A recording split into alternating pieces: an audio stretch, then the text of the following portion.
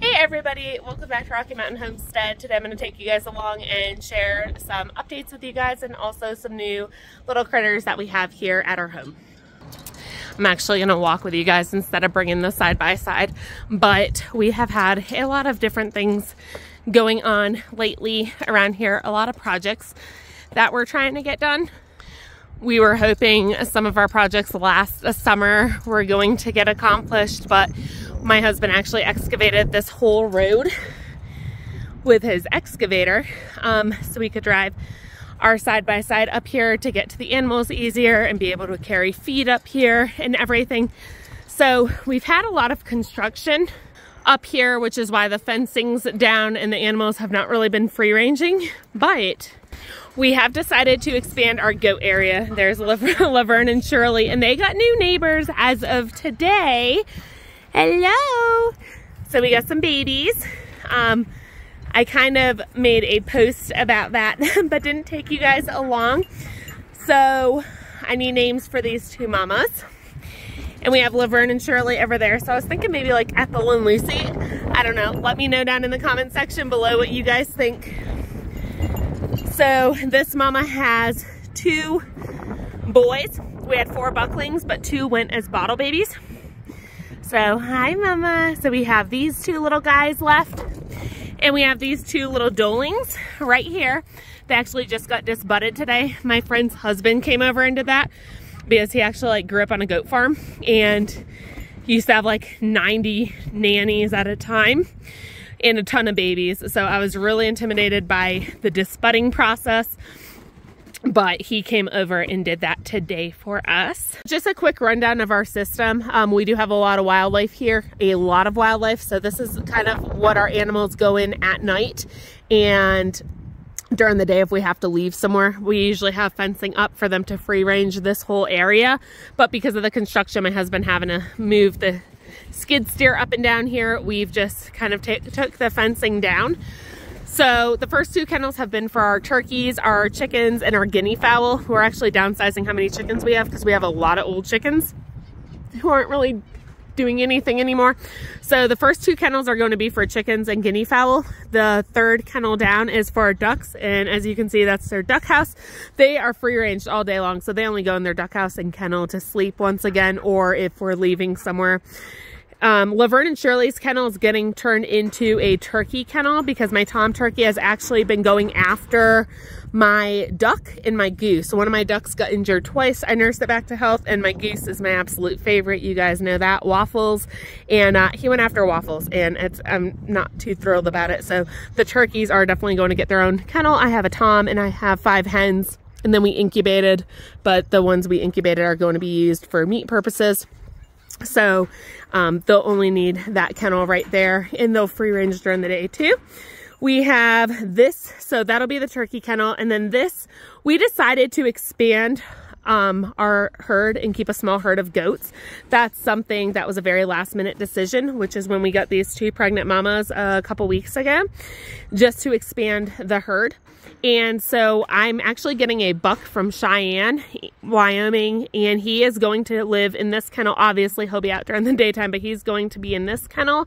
And I've heard that it's better to keep a wether with them, so I'm actually going to be keeping one of my boys, and I'm just going to castrate him. That way, the buck has a little buddy to be in with, because he'll be separated from the does, so he'll have a friend with him.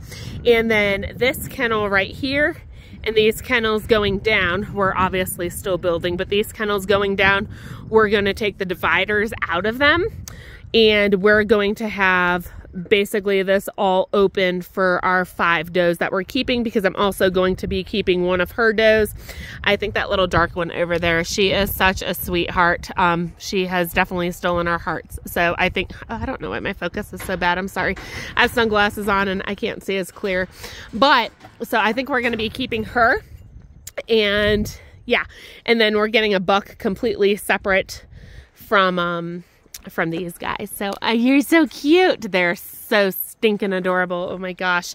Anyway, so that was a very last minute decision to expand our herd. And then at the very end here, we're going to be building kind of like our chicken coop. We're going to be building that over here, and it's going to go all the way down to the tree. And that'll have stalls in it, and that's where the milk stand's going to go, because right now I really don't have a place for the milk stand that I have. And I'm not milking the moms yet because the babies are just too young to be separated from their moms at night. But when they get to about maybe 6 weeks old, I'll be separating them at night, and I'll need to use the milk stand. But anyway, there'll be a barn here with some stalls and the milk stand to milk the goats. Part of the reason that I decided to expand our goats is just for the milk supply. My kids go through so much milk, and I also wanted to experience the birthing experience with goats because I've never really seen that. And Laverne and Shirley will be old enough this winter to breed for the first time, and I heard that there's more likely to be complications the first time they're bred. And the two new moms that I got are 5 years old, so they have had babies before. And I'm actually going to go over here in the shade. They have had babies before, so I wanted to experience that. And from what I've learned from that, because I've heard a lot of back and forth on this, a lot of people have, I hope you can hear me, it's windy. It's been windy for days. But a lot of people say, like, don't get involved in the birth, let the mom do it, let nature take its course. But from what I've learned, the mom that had the 4 bucklings, she actually was having them so quickly. She was still cleaning off baby number 1 when she ended up giving birth to the 3rd baby. So I definitely had to get in there and help break open amniotic sacs because they were born in their sac and it was still intact. And I was working on the 2nd one, and then I'd put that one in front of her to clean. And then the 3rd one, you know, I'd be breaking the sac, and then she ended up having the 4th one. So I think there definitely would have been losses if I didn't get involved. And I definitely agree, and I've learned from that experience that I think it is important to be there and help out. I've seen so much contradiction on that throughout the years, and like if people post the video of them having goats, a lot of comments are like, don't get involved, why are you helping? I wasn't like pulling the babies out, but I definitely learned there would have been losses if I wasn't there to help, because by the time I got to the 4th baby, it was really weak. And I think it took a lot more suctioning to clear its airways out. So the 2nd mom ended up having her babies the weekend after the 1st mom had her babies. So I was gone. I was actually down the hill running errands. It was a weekend, and I'm like, I can't sit around until she has the babies forever. I didn't know when she was actually going to be due with them.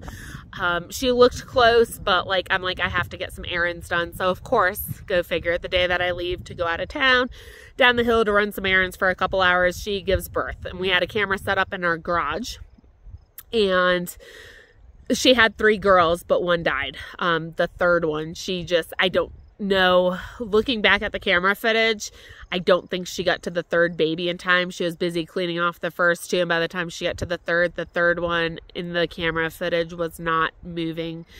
She couldn't get it to really come to. So there were 3 girls and 1 died, and I was not there, and I was really like, okay, don't blame myself for not being there. That was really hard. To have that kind of loss. That's not, you know, that we have not had baby goats before, from what I've spoken to from a couple people down the hill that have raised goats for a long time. You know, they said that happens from time to time, you know, don't beat yourself up over it. But obviously, like, we can't sit at home and, you know, wait around forever. We do have our lives to live. But I did feel really bad. I'm like, that probably wouldn't have happened if I was home. But that, you know, that was her. That was an unassisted delivery. And, you know, like I said, there was a loss. So I definitely plan to be present in the future for when they give birth. And that was actually a really good experience. I'm glad we got the 2 pregnant moms and got to experience that before Laverne and Shirley get bred. But anyway, yeah, our main purpose for having the goats was for a milk supply. So like I said, we've had Laverne and Shirley since last year, and they were just too young to breed this past year in the winter. But I do want to keep a small herd, but I do want a consistent milk flow for our family, not just to have for our purposes and, you know, making like goat's cheese and having goat's milk. But I also make a lot of soaps, and I used to make, back when I had my business, goat's milk soap, goat's milk lotion. Of course, it wasn't from my goats. You know, I would get it elsewhere and source it out elsewhere. But I definitely want to get back into that too, and I have big plans for that coming up here hopefully by this fall. So I've had some things in the works that I've been trying to do, which is why it's been a little hard to show up here. We've had a lot going on, a lot of projects going on. And as far as another update, I actually just messaged my fire chief the other day. So if you followed my channel, you knew I was going to plan to go back this summer to do fire academy again. And I kind of have to put that on the back burner. Mike actually went to the doctors, so he hardly ever goes to the doctors for anything. But he actually went to the doctors and found out he needs to get back surgery, which was not like something we had a clue about. Like, we had no clue that's what the doctor was going to say. He's just had his back bothering him for a long time and finally went. So he also needs to plan for a back surgery this year, which is going to be really hard. He's on a big job right now, so he definitely can't do it right now. But we're also trying to wrap up a lot of big projects that we've started here, just so when he like does have it done, we don't know what that's going to look like. But it is a 6 to 8 week recovery. So he's obviously the breadwinner of our house, which can complicate things too, because we need a consistent money flow coming in to support our size family and run his business. We don't know how it's going to look doing meetings and, you know, like actually setting up the jobs and stuff. He's a contractor. He has a lot of guys that work for him, but this is all something that we've been kind of like stressing a little bit about. Me having my background in the medical field in nursing, I've seen both sides of back surgeries, and I have seen some bad outcomes, paralysis, infections, especially near the spinal cord. I know technology is great nowadays, but there's still errors and there's still mistakes that are made and there's still things that happen. So trying to stay positive about that. But him being the breadwinner has us both a little bit worried, because 6 to 8 weeks, like, I don't know if we can swing that. So I'm trying to think of like things maybe I can do or whatever, to kind of help out with that. It is a temporary period of time, but I don't know. He makes really, really good money, and I don't think there's any job out there I could do that would be the equivalent or even half the equivalent of what he makes and brings home being a contractor. So anyway, that's something. So we've been really busy here trying to wrap up projects that we have started, obviously, like the kennels, and there's other things I got to share with you. But we also, I'm going to do a separate video on this, but we did open up our beehive. We actually had a new colony of bees. My husband did today. He set up their hive. So we have an extra colony of bees, because our bees, we're going to walk and talk, our bees last year, so we had the 2 colonies originally, and the week after we got them in May, we had a snowstorm, of course, because, you know, that's what happens here. So we had a snowstorm the end of May, and even though they were inches apart, we put foam board up for both the hives, because that's what was recommended, since they're obviously too new to have stores or anything to keep them warm. And I'm gonna get a little out of breath. Sorry, living up here in the mountains really lets you know how in shape you are. Anyway, we have a big sloped yard. Anyway, so we had one colony survive, and the other one a couple inches from it did the same thing, but it didn't survive. So then we're like, we're gonna get a nuke colony, which is an established colony. I'm actually gonna drive the side-by-side down for this. So then we got a nuke colony in the summer, and that nuke colony was queenless. It ended up being queenless, and we didn't see like the weird shaped comb or anything that let us know. Basically, it was too late by the time we started seeing signs of them like trying to create a new queen, which they did. They did create a new queen, but by the time they did that, it was fall, and we were like a week away from our first snowfall in September. It's such a long winter season here. But anyway, that colony died basically that first snowfall. It was just queenless. It didn't have anything stored up. So that was a bummer. And so it's May, it's the end of May, and we decided to I didn't want a nuke, I just want to start again with a brand new colony. So we put our second colony up there again today. So the first one is thriving, like that we got last year. It's doing phenomenal, absolutely phenomenal. I actually will mention in an upcoming video, we ended up putting 2 supers on because there's just so many bees and they definitely need way more space. They did really good getting through the winter. So we put the bees in today, the new ones in their hive, and hoping that the weather stays good. I don't know. We've had a lot of high winds. The other day it was like 80-mile-per-hour winds out of nowhere. It wasn't even in the forecast. So we'll see how that goes. But I want to take you guys along and share like something absolutely incredible with you guys.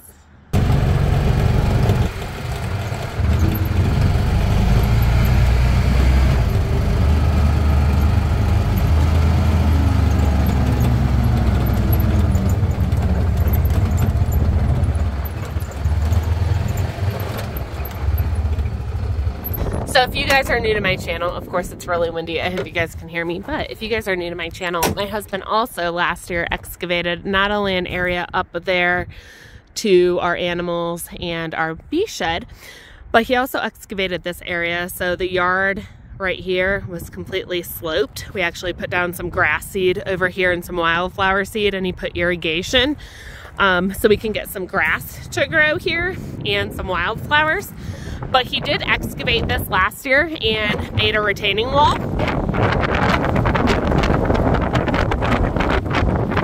All right, it is windy. I've literally tried filming this 3 times the past couple days and it was just way too windy and the weather was too bad. So I'm gonna do my best here, but he built this retaining wall and excavated all the way here so the kids could like have a flat area that's not dangerous, that, you know, they're not gonna die if they fall off the edge, which is why we did fencing on the whole top of our driveway. But anyway, so he did this retaining wall and a playground area for the kids, and then they have 2 log cabins back there to play in. But guys, I'm so thrilled. I have waited years for this, like 15 years, but we are finally getting a greenhouse. We obviously need a greenhouse that can withstand the winds here. And there's a person down the road from us, a couple miles down the road, that actually had a big commercial one of those big high wind rated greenhouses, and it literally has gotten ruined from the wind every single year. Every year it has gotten destroyed. So he's like, we're gonna have to build one, and we didn't want to have to wait on a permit because, to be quite honest, they're super slow. He's actually waited 1.5 years now on a permit to build a shop on his trailer yard property in town. So anyway, this is big enough where we don't actually have to get a permit pulled, and this is what he is doing right now. We got to cut the rafters shorter on top, but him and his guys have been building this greenhouse for me, which I'm super thrilled about. Over here will be like an overhang porch where I could put like some flower baskets up there, put a chair over here, and then over there is the door, and then he's got the windows and all that. But I am so thrilled. I've wanted a greenhouse for years, and where we live with the temperatures we get and the wildlife, like you have to have a greenhouse to grow. Like otherwise you can't. With the hail here, we get really bad hailstorms. Like no one's successful without a greenhouse where we live in particular. So right here is actually going to be a U-shape. His guys didn't know that. So this is actually going to be a U-shape. And then on this right side, halfway up, I'll take you guys along the rest of the build, but halfway up is going to be like a really big shelf, basically, where like we could technically grow a second layer, because this isn't like, obviously this is not going to sustain our family. Like we would have to have an actual farm to grow enough food for our size family of 10. But this will do. In this, like, I plan to grow like the things that the chipmunks eat. I've never been able to grow tomatoes. Every year that they're about to turn red, the chipmunks just come and take them, and I've never even been able to grow a tomato here, and I've tried for years. We've lived here almost 10 years in Colorado, and it just doesn't work. It's terrible. So I'm gonna do like tomatoes and zucchini and squash, all different types of things, but the things that fruit. And then, like I said, here we'll have a second layer to grow. And then on the sides of the greenhouse, coming from right about near my son's tricycle, coming out and then going around, is going to be a raised bed. We have about 7 fruit trees picked out that we're gonna grow: cherry, apple, pear, a couple apple trees, but we're gonna grow them. So we're gonna have a huge raised bed coming out here, and we're gonna put a tank here. It's so stupid living in Colorado. It's like illegal to collect rainwater, but we just found out if you have a well permit, it's not. So with our well situation, we're gonna have a tank here where we can basically have irrigation down here for the plants, and then it'll like drip off and collect. He has all that figured out. And then over here, same thing. We're going to do a raised bed. Well, not that close. I don't know, somewhere like starting here, going all the way out again, and going down however long I want it. And we'll do fruit trees there. So there'll be a lot of space in between the fruit trees. So I'll actually have that space to plant more things in the ground. I want to have like a medicinal type garden with like, I got some yarrow and a couple other plants coming actually from Azure. They'll be here tomorrow. Tomorrow's our Azure drop, Memorial Day. But I have a couple plants coming for that because they actually can tolerate cold temperatures, and we're still getting cold temperatures down to like 30. So anyway, we'll have all our fruit trees here. And then at the top, we plan to plant like some aspen trees, and I want to do some maple trees. But I am super excited about that. This has been something I have wanted for years and years and years. So I am absolutely thrilled. We are finally going to have a greenhouse. And I think the guys are planning on staining. They did the rafters today. I think the guys are planning on staining it Tuesday. Because obviously tomorrow, Memorial Day, my husband's actually going riding his Can-Am with the guys while I stay here and do housework because Mama got behind. I've been spread so thin. My son's baseball takes up 3 days a week now. My daughters have had tons of braces appointments down the hill. I've been down in like Fort Collins probably every other day during the week lately. I've been out of town. So anyway, we'll be planting up here some different types of things as well. Not much space, and it's all rocky, like I said. This he needs to fix because our drain's there. My dogs, sorry. They're loud. They're like, what are you doing outside, Mom? Anyway, so we are going to be planting some stuff here. But yeah, this was fun to put together. I helped a little bit. Not really. I just held one of the beams in place, but they've definitely been working hard on this. So I just wanted to share this with you guys. Yeah, they'll stain it Tuesday, and I think we're trying to get it up as quickly as possible. From there, it should go pretty quickly.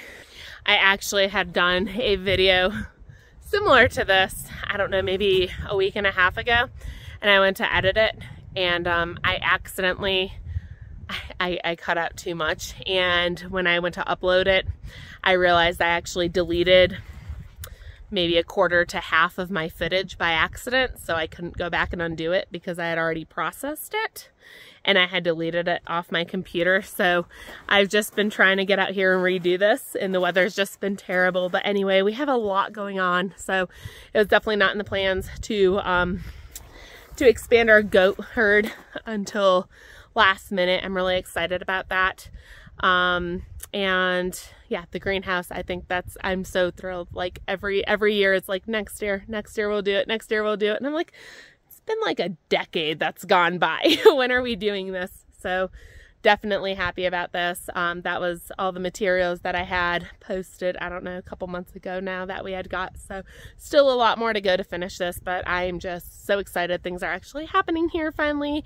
And yeah, so I have a bunch more videos I need to get caught up on. I looked at like my monthly calendar. I post like, you know, all the videos that I want to do for the month, and I am behind. I am very behind because my priorities have to be obviously my family, my home, our animals, and then YouTube. And I've definitely fallen behind on my main priorities, which is why I'm like, I cannot post a video because like we've had so much going on that I just fell behind in all my other things that I have to do. So I have a lot of videos to make and catch up on, but I have some really good ones planned. And yeah, I just want to get this update out here to you guys. We're doing good. We're just super busy. All right, so just want to get this video out and get this update out. Lots of things happening here. We have been busy and just trying to balance everything. I also have some other things I'm trying to do in the background that I haven't said yet because I don't want to say it till it actually happens, but there's some things I'm planning. I know a couple people have asked me, like, do you have printables for this? Do you have, printables for your recipes? And I am working on something. You guys know I'm not a tech person. I said that since the start. I am not a tech savvy person, but I am trying to do something on my own, and I'm hoping to have it up this summer, if not early fall, but probably this summer. There's a couple things I'm working on, some big things, but yeah, I'm just trying to balance everything and juggle it and get into a rhythm with everything I'm trying to do. But anyway, I will see you guys on the next video. I hope you guys have a great Memorial Day weekend with your friends and family, and yeah, see you soon. Take care and God bless.